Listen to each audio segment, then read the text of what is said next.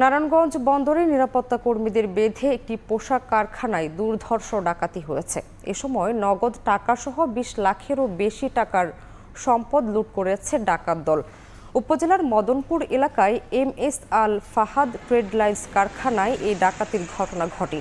নৈশ প্রহরী জানান, বুধবার 10 থেকে 12 জন ডাকাত অস্ত্রের মুখে কারখানার 6 নিরাপত্তা কর্মীকে জিম্মি করে ভেতরে ঢুকে তাদের হাত পা বেঁধে ফেলে।